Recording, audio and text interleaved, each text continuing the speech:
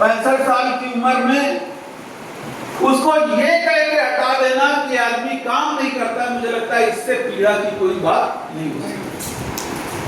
जो आदमी अपने अधिकारों के प्रति सतर्क मिले तो हम अच्छे अच्छे इंस्टीट्यूट को भी संभाल सकते हैं और डॉक्टर भी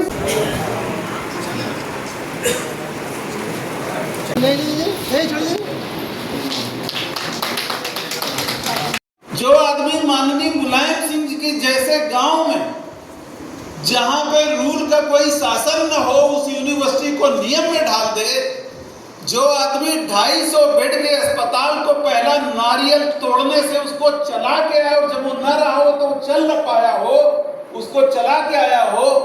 जो SGPGI जैसे नेशनल इंस्टीट्यूट का सबसे बड़े विभाग का विभागाध्यक्ष रहा हो और उसके साथ जिसने 1100 खोपड़ियां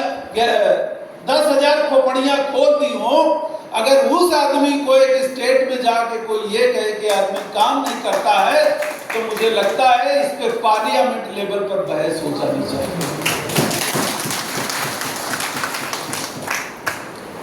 क्योंकि आप सर्व समाज हैं, आप झारखंड के नागरिक हैं, इसलिए ये वेदना मैं आपके सामने एक्सप्रेस करना चाहता हूं।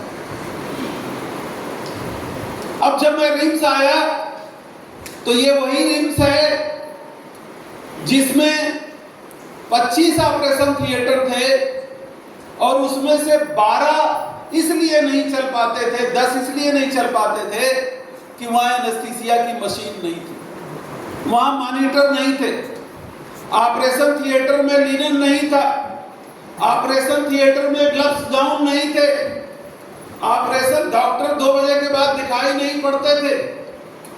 उसी रिम्स में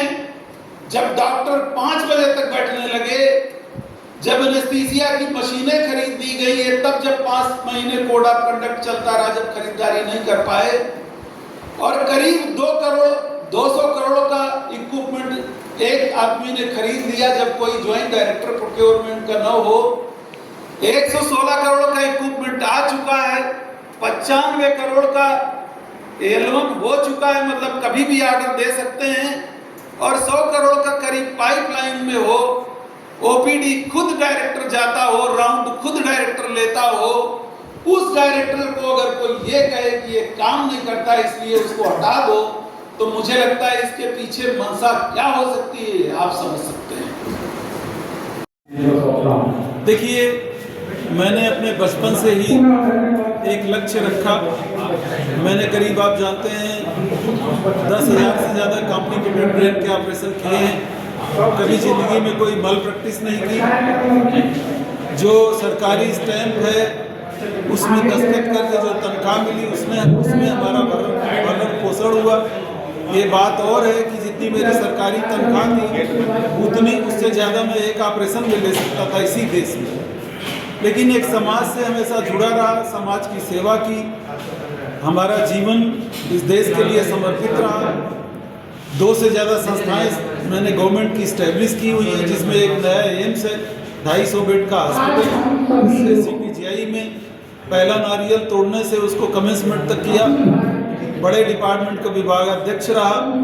एक यूनिवर्सिटी का पहला वाइस चांसलर होकर मैंने उसमें सारे रूल रेगुलेशन इस्टेब्लिश किए और इसके साथ ही समाज में अपना जीवन समर्पित किया।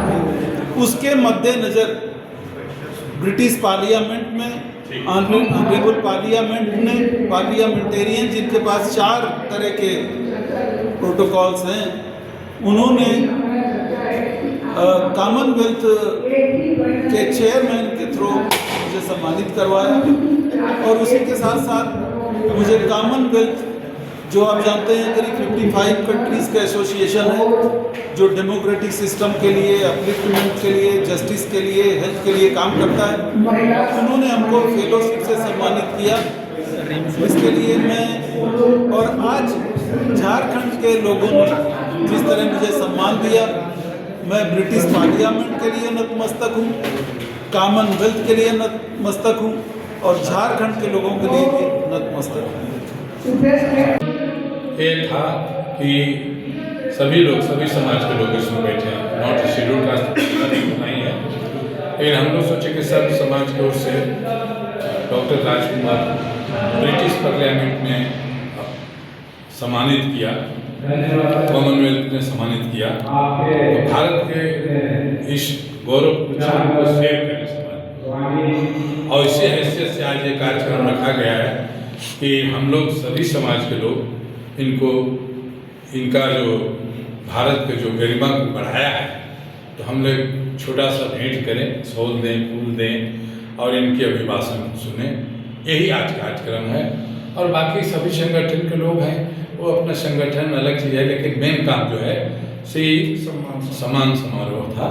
और